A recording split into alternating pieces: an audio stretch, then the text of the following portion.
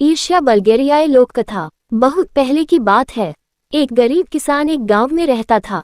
उसके पास एक बहुत छोटा सा खेत था जिसमें कुछ सब्जियां उगाकर वह अपना व अपने परिवार का पेट पालता था। गरीबी के कारण उसके पास धन की हमेशा कमी रहती थी। वह बहुत ईर्ष्यालु स्वभाव का था। इस कारण उसकी अपने अड़ोसी पड़ोसी व रिश्तेदारों से बिल्कुल नहीं निपटती थी। किसान की उम्र ढलने लगी थी, अतः उसे खेत पर काम करने में काफी मुश्किल आती थी।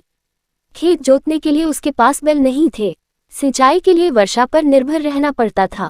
खेत में या आसपास कोई कुआं भी नहीं था जिससे वह अपने खेतों की सिंचाई कर सके। एक दिन वह अपने खेत से थका हारा लौट रहा था। उसे रास्ते में सफेद कपड़ों में सफेद दाढ़ी वाला एक बूढ़ा मिला। बूढ़ा बोला, क्या बात है भाई, बहुत दुखी जान पड़ते हो। किसान बोला, क्या बताऊं बाबा, मेरे पास धन की बहुत कमी है। मेरे पास एक बैल होता तो मैं खेत की जुताई बुआई और सिंचाई का सारा काम आराम से कर लेता। बूढ़ा बोला, अगर तुम्हें एक बैल मिल जाए तो तुम क्या करोगे? तब मेरी खुशी का ठिकाना नहीं रहेगा। मेरी खेती का सारा काम बहुत आसान हो जाएगा, पर बैल मुझे मिलेगा कहाँ से? किसान बोला, मैं आज ही तुम्हें एक बैल दिए देता हूँ। ये बैल घर ले जाओ और घर जाकर अपने पड़ोसी को मेरे पास भेज देना, बूढ़े ने कहा।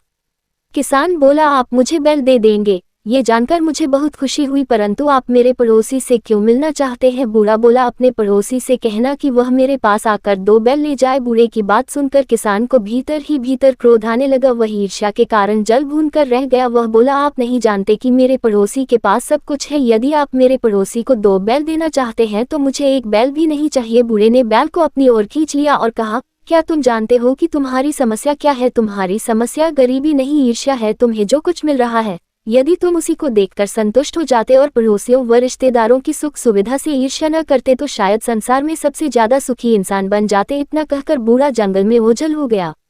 किसान मनुष्य की ईर्ष्यालु प्रवृत्ति के बारे में सोचने लगा।